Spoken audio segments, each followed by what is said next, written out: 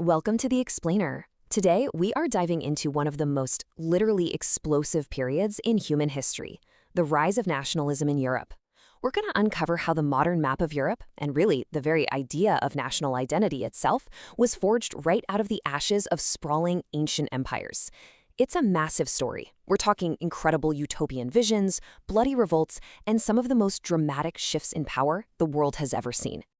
Now, to really get a feel for the sheer, absolute panic of this era, just listen to this famous quote from the Austrian Chancellor, Duke Metternich. He said, "When France sneezes, the rest of Europe catches a cold." It's such a beautifully cynical way of saying that revolutionary ideas were basically an unstoppable contagion. A single spark in one country could instantly threaten to topple kings who had been ruling for centuries. So here's our roadmap for today. 1. The dream of nations. 2. The age of revolutions. 3. Empire and the conservative pushback. 4. Forging Germany and Italy. And finally, number 5, from nationalism to disaster. Let's jump right into section 1, the dream of nations. To really grasp where modern Europe began, we've got to wind the clock all the way back to 1848 and take a look at this incredibly radical vision from a French artist named Frédéric Soriot. He imagined this fully democratic world, totally free of absolutist institutions. In his art, people of all nations are marching together in harmony toward the Statue of Liberty. And the best part? They are literally walking over the shattered crowns and thrones of monarchs just scattered in the dirt. I mean, this was it. This was the ultimate dream of a world run by the people, not by kings. Moving right along to Section 2, the Age of Revolutions. Just look at the stark contrast. Before 1789, France was an absolute monarchy.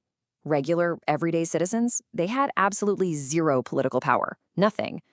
But after the revolution, the script completely flips. Power dramatically shifts to the common citizens, and a fledgling democracy is established.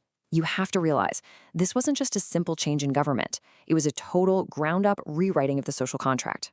But that brings up a huge question. How exactly do you unify a country that has literally just torn itself apart? Well, the revolutionaries actively engineered this unity using two brand new concepts. La patrie, meaning the fatherland, and le citoyen, the citizen. Instead of being mere subjects to a king, everyone was suddenly an equal citizen of a shared homeland. They introduced a new tricolor flag, they locked in French as the single national language, and they even composed patriotic anthems. They were literally building a national identity from scratch, which is pretty wild when you think about it, because these are ideas we take completely for granted today. But, this whole era was basically defined by historical whiplash. In 1789, the French Revolution kicks off with these soaring democratic ideals.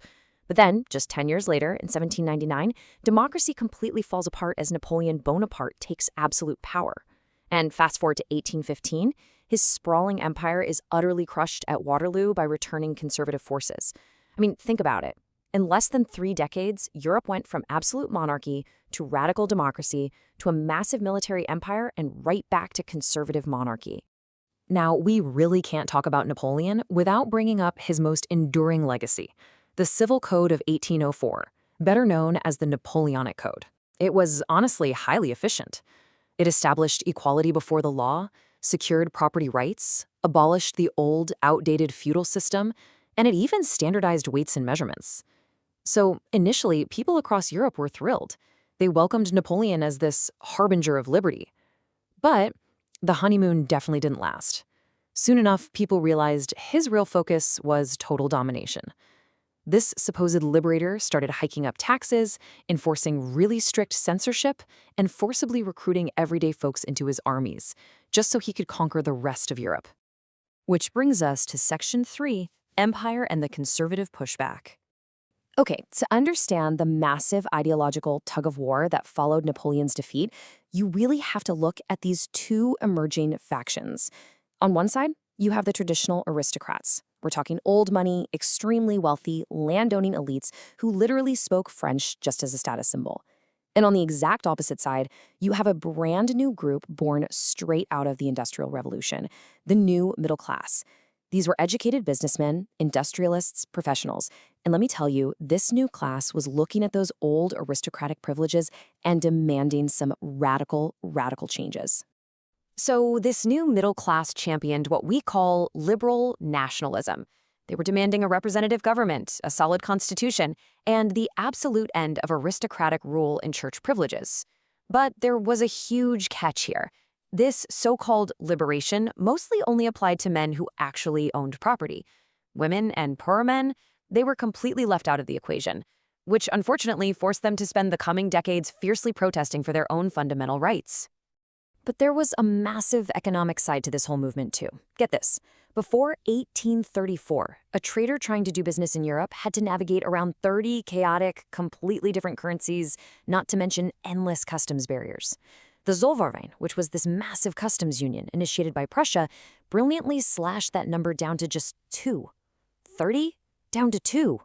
It promoted a massive railway network, stripped away internal trade barriers, and was just an absolute game changer for uniting the region financially.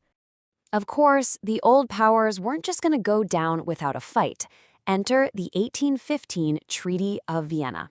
Led by our old friend Duke Metternich, the victorious conservative nations, so that's Prussia, Austria, Britain, and Russia, essentially hit the historical undo button. They restored the Bourbon dynasty in France, brought back the church's power and old social hierarchies, and slapped down some incredibly strict censorship. They even explicitly redrew the map of Europe specifically to box France in, just to make sure they couldn't expand ever again. But here's the thing, you can't just censor an idea. It just doesn't work.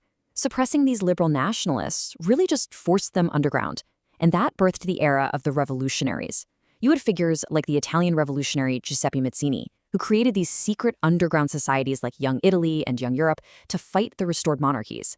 Actually, Mazzini was so incredibly effective at sparking resistance that Duke Metternich himself labeled him the most dangerous enemy of our social order.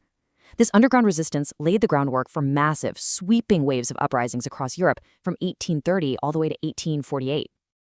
Fascinatingly enough, this wasn't just a war of guns and swords. It was fought with art and culture, too.